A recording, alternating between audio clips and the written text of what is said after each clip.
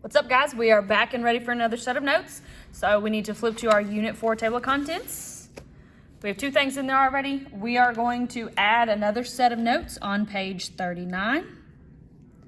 And those notes are going to be titled Exponential Growth and Decay.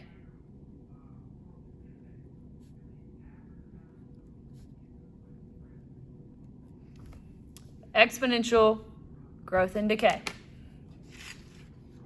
And so like always, once you get that written down, you will need to take this set of notes, and it's a full sheet, so you'll fold it in half and tape it down onto page 39. So go ahead and pause the video and get that done now. Okay, so now let's go ahead and get started. So we are dealing with word problems again, so we're going to need a highlighter, and these are exponential functions, so you're going to need a calculator as well. So make sure that you have those two things with you. So we are going to talk about two different types of exponential functions. We have exponential growth first. So that one kind of self-explanatory. Growth means our numbers are going to get bigger. And then on the inside, we have exponential decay. So that means our numbers are going to get smaller. So exponential growth. The first thing that we have to talk about is the actual form of what the exponential growth, the equation itself, looks like. Now, what I want you to look at, this is what our equation looked like just last class when we constructed exponential functions. This is the simplified final thing of exponential functions. This is what it looks like in the step before you simplify it. This is how we come up with the growth or the decay part. So there's going to be a number in that spot, and then you're just going to add that. So then this is going to be another number, okay? So before we actually start, we need to again label what these variables mean. The y over here on the left, that's going to be your final answer, okay? This a, that a value is the same as it always has been. This is our initial value. So this is initial value or starting point, however you want to word it. It's the initial value. It's what you start at. Okay?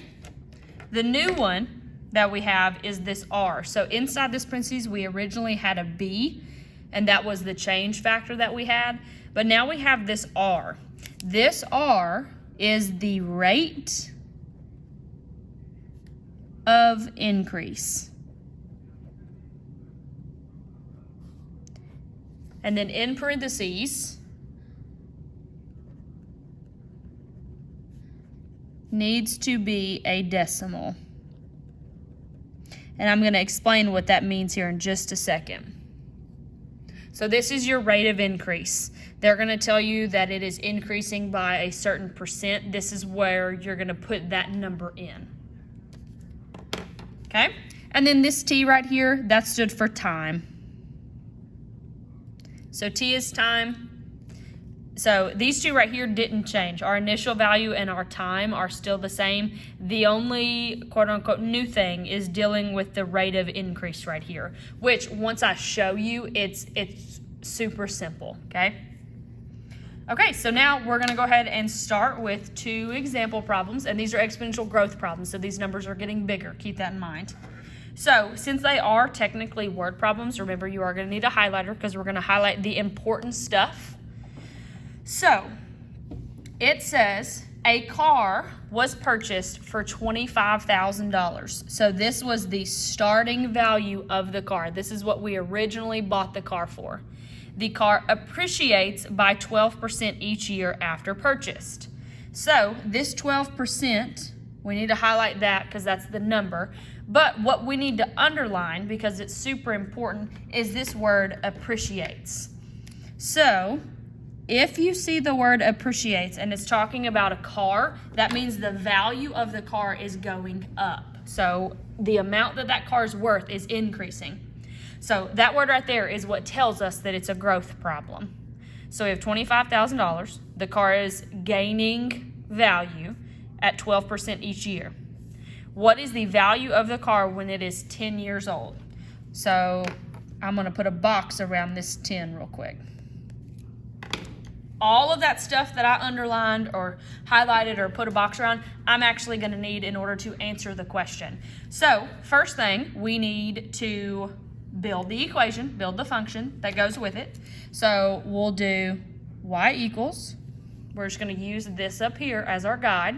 So I'm going to have y equals, my a value is my initial value. So we'll actually label that over here to the side. So we have a, that's what the car started at, which was 25,000. Okay. R is my rate of increase.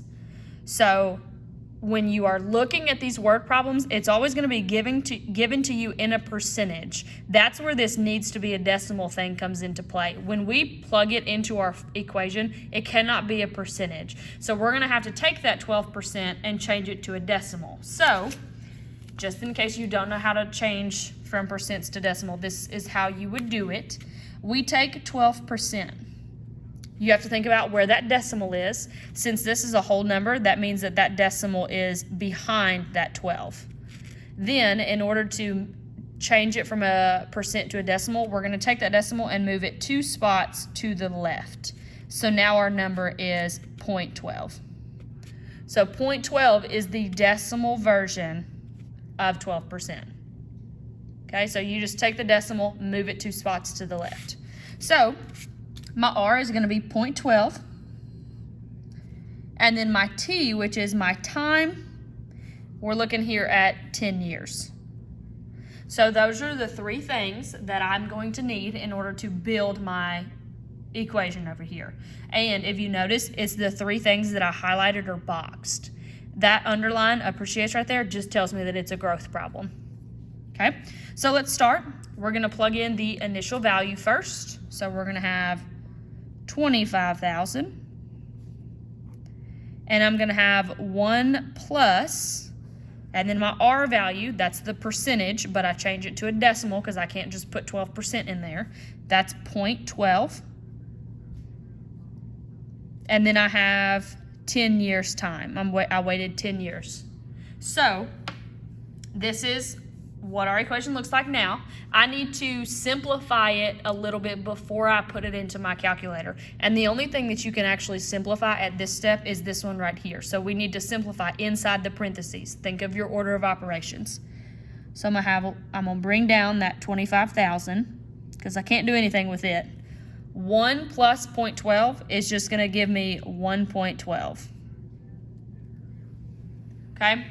This part right here is what we have worked on the last class period. I would have given you this. I would have told you that the change factor was 1.12. Now you understand where that 1.12 came from. It was because we are taking one of it and increasing it by 12%. Okay? So at this point, use your calculator. Remember, you're always going to have that on you. So I'm going to have 25,000. Be careful with your zeros. Make sure you have enough of them. And then I have 1.12. And I'm waiting 10 years for it. So remember, we're dealing with the value of a car. So that's talking about money. So we can't have all those decimals. So we're going to have to round appropriately. So because it's money, we can have 2 spots behind the decimal. So I'm looking at this 0, trying to decide if I'm going to round up or stay the same. So look at the number behind it, which is a 5. That means this 0 is going to round up to a 1. So we're looking at 21 cents right here. So this car is worth $77,646.21 after 10 years. And there you go. So exponential growth problems, the numbers are getting bigger, so keep this in mind. This is the first number of our sequence. By the 10th number, it's already at 77,000. So these numbers get big very quickly. And think about it in real life. So these are like the collectible cars, like the old muscle cars. For the most part, everybody knows like an old man that has one of these cars like in their garage that they've had for years and years and years. That car, if it's kept in good shape, is gaining value, okay? So this person had this car, bought it at $25,000, and 10 years later, it's now worth $77,000. So it gained over $50,000 in value. Super cool. Okay? All right. Take a look at example number 2. This one is about a savings account. So let's read it. We're going to highlight the important stuff and underline the word that tells me that I'm going to gain money. So you deposit $5,000 in an account. So $5,000, that was our initial, that's our starting point. That pays 5% interest compounded yearly. So here's my percentage, 5%.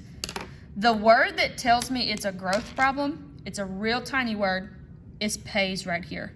If you are getting paid, that means your money is going up. Keep that in mind. Okay? Write an equation that models the situation. What is the balance of the account after 7 years if no deposits or withdrawals are made? So we're looking at 7 years here. And there we go. So all of this stuff that's highlighted, underlined, and boxed, those are my important pieces of information. So before we build the equation, I want to go over here and list out the 3 things that we need. My initial value, that's what I originally deposited, $5,000. My R value, that's my rate of increase. That is how fast is it increasing. So I'm going to show you again. We have 5%, and we're trying to change that to a decimal because we can't deal with a percentage. So this 5, that decimal is behind that 5. So I'm going to take this decimal and I'm going to move it 2 spots and add a 0. So now my decimal is right here, and it's 0.05. So when you see 0.05, that's 5%. Okay? So 0.05. And then I've got T, which was time, and I'm waiting 7 years. And there we go. So now I can build my equation.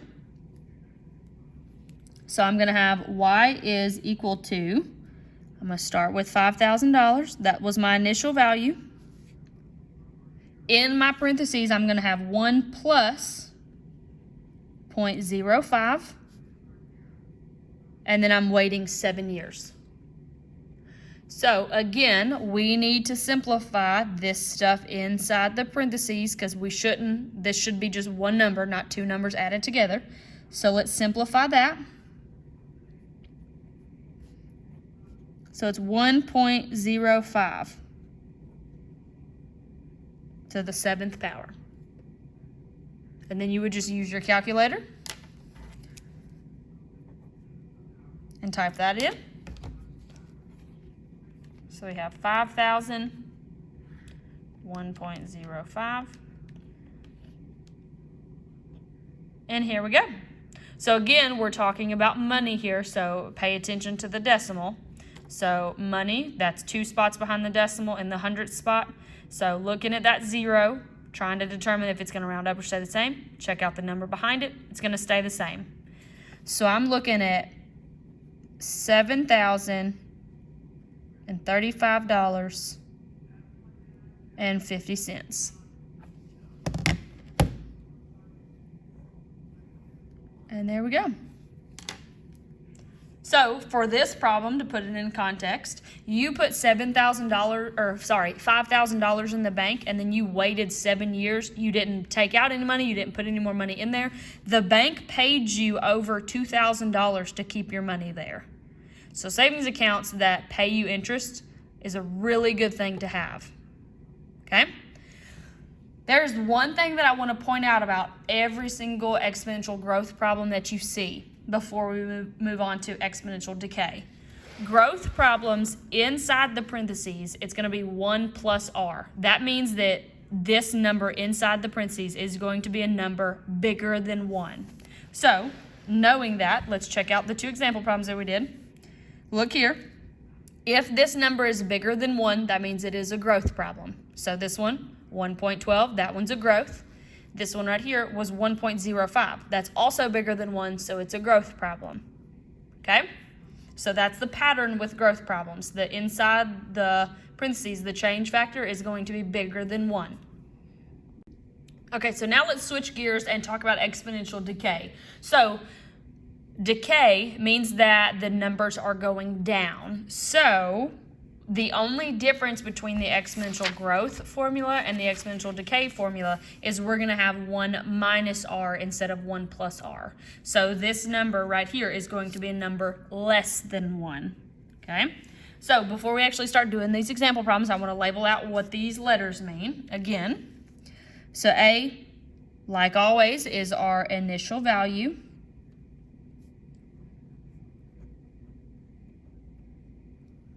It's our initial value. This R, this time,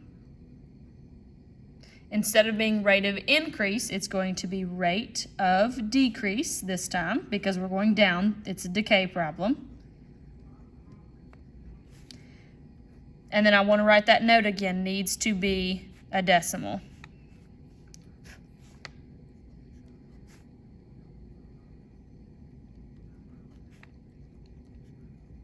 So remember, that just means that you're going to be given a percentage and you're going to have to convert it to a decimal because we can't actually put the percent in there. And then that T just stood for time.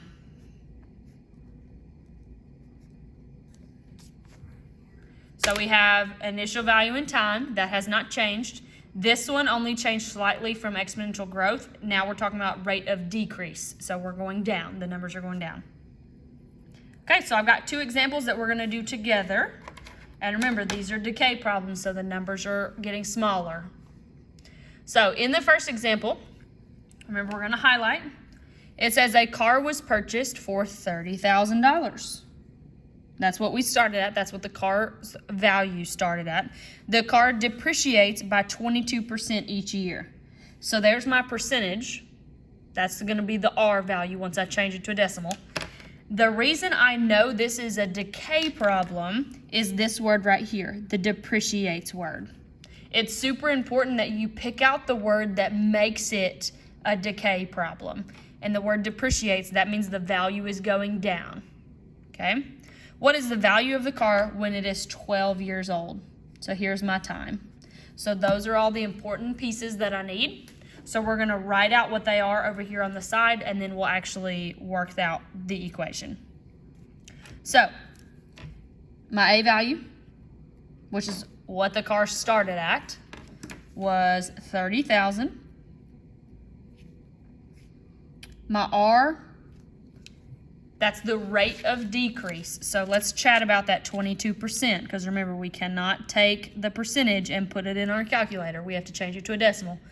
That percent, there's a decimal behind that 22 because it's a whole number, so that decimal is right there.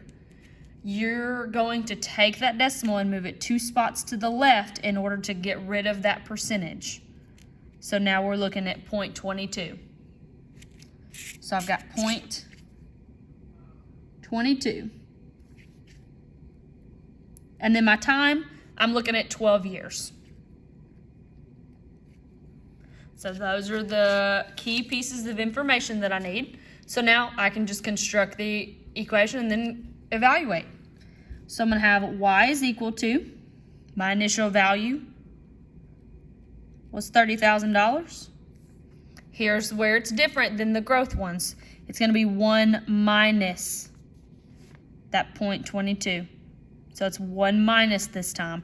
And then I'm going to have 12 in my exponent because I'm waiting 12 years. Okay, and so that's what the equation looks like, just plugging in exactly the stuff up here. You guys always, always, always need to simplify the stuff inside that parentheses before we talk about typing it in, okay?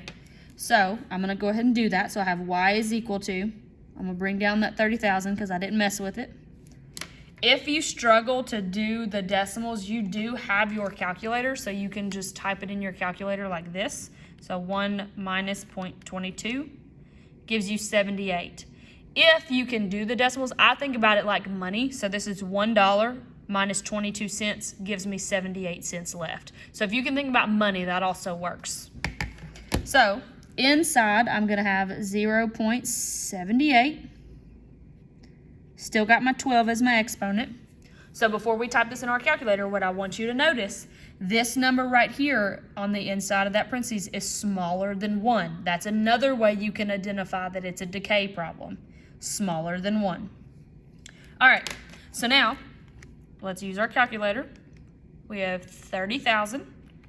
I'm going to have 0.78, and I'm waiting 12 years. This is the value of the car. So since we're talking about value of a car, that's money. Pay attention to rounding, super important. Looking at the 100 spot, which is that second 4. Check behind it to see if we're going to round up or stay the same. It's a 5 behind it, so we're going to round up to a 5. So our final answer, put a money sign, don't forget your money sign because we are talking about money, is $1,521.45.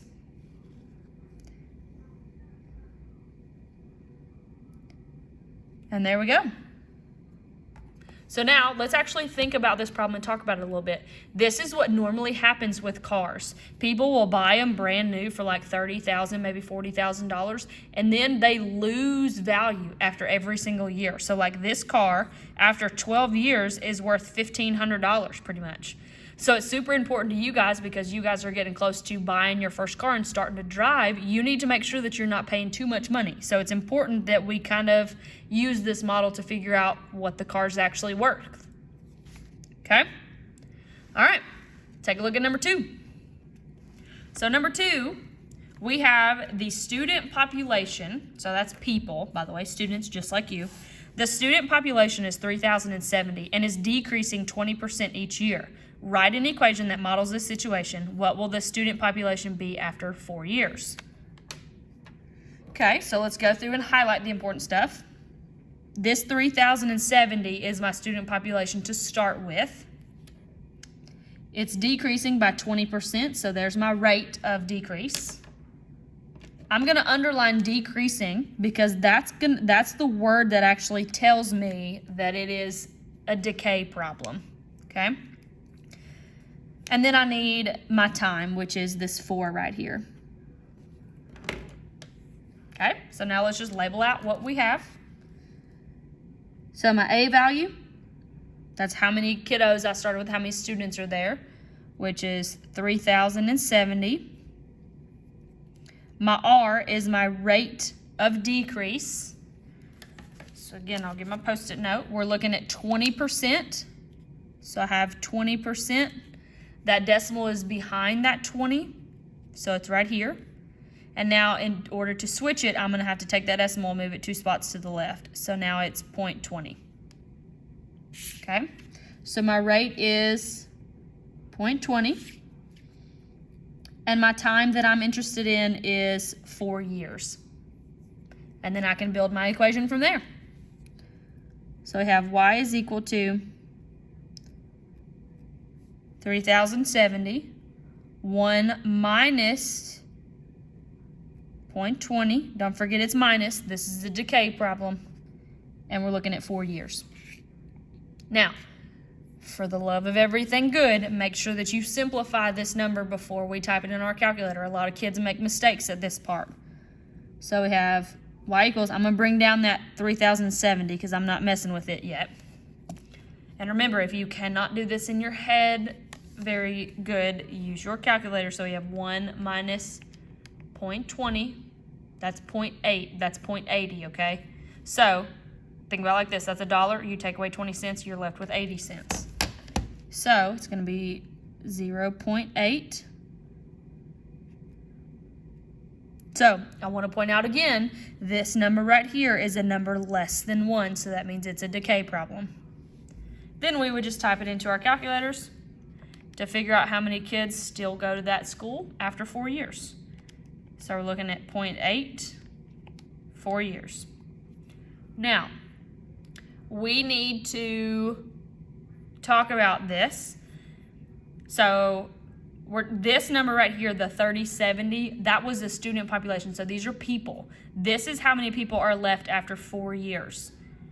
The issue is this decimal right here. We can't actually have 0.472 of a human, and we can't round up because then that's technically fibbing on how many people are there. So we're actually going to ignore the decimal. When we're talking about human beings, living things, we have to ignore the decimal. So there are 1,257 students. So 1,257 students.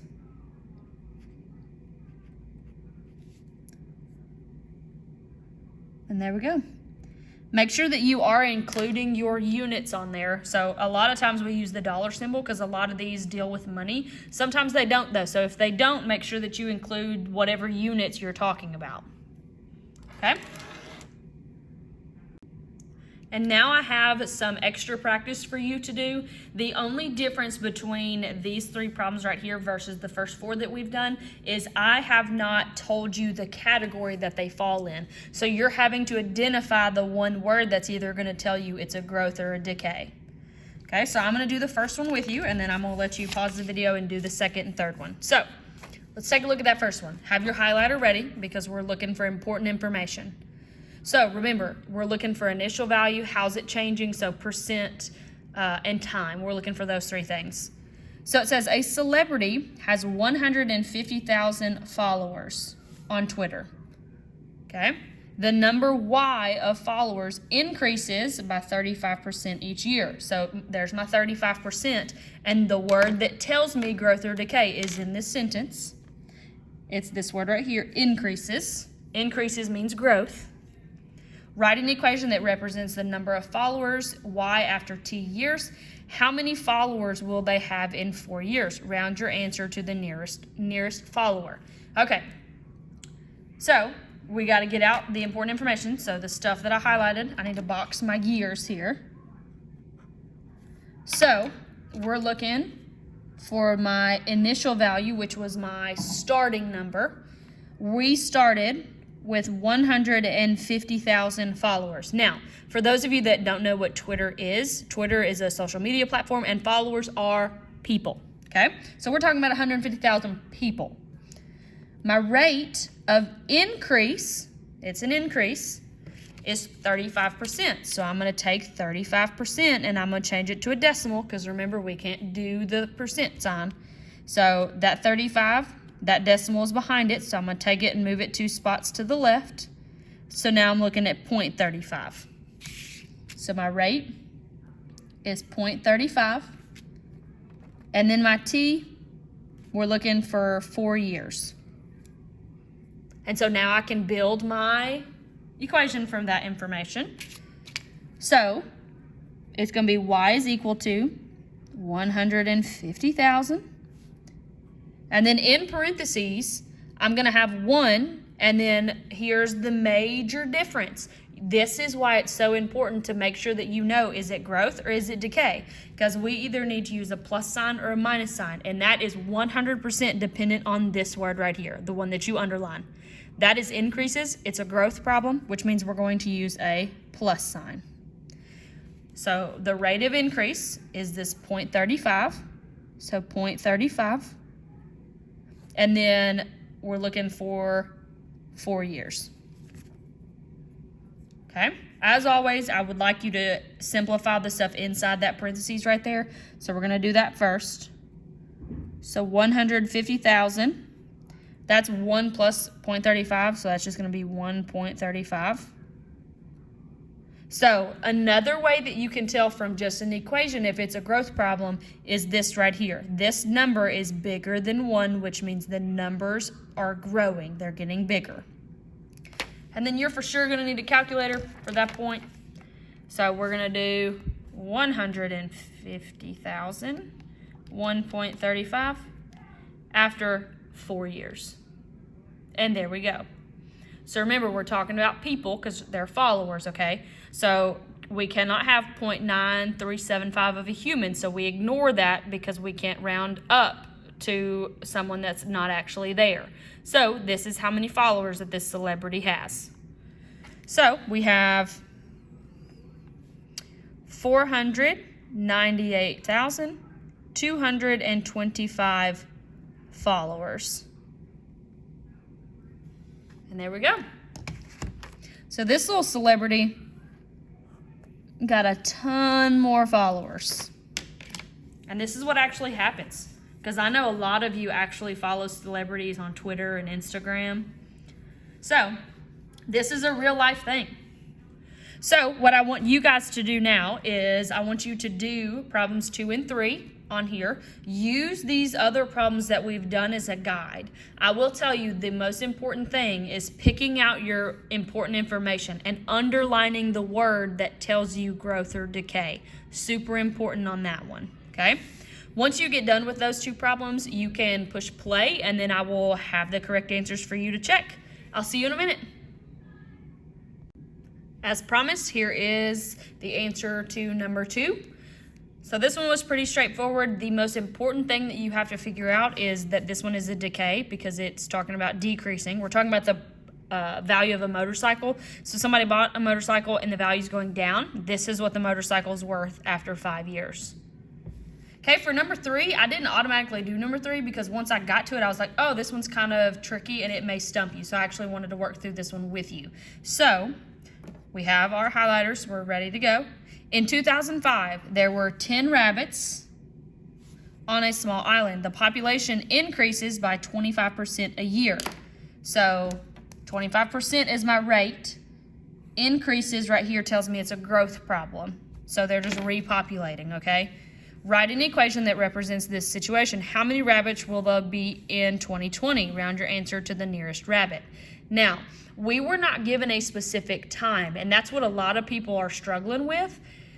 But we were given 2 different years, and our job is to figure out how much time has passed because that is your time, okay?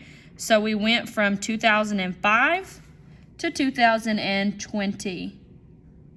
So if we think about the number of years that have passed, that's 15 years. So if you're ever given 2 years, just see how much time has passed between the 2. So now I'm going to quickly go through this. My initial value was 10. My rate of increase, that's 25%, so that's going to be 0.25. My time, we talked about, it's 15 years because that's how much time has passed. So let's build my equation. 10, 1 plus 0.25. I know it's a plus because this is an increases problem, so it's going to be a 1 plus because it's growth. So I'm going to simplify that before I use my calculator. So 10, that's 1.25 to the 15th. So this number on the inside right here is bigger than 1, so that's another indicator of being a growth problem.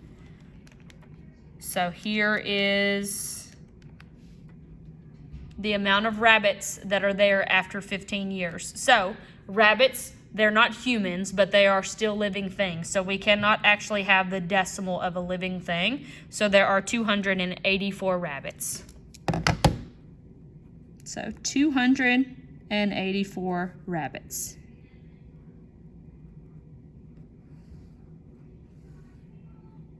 And there we go. So here is a population question. People can make models like this with bunnies, humans, whatever they want. Okay? Good job today. I'll see you next time.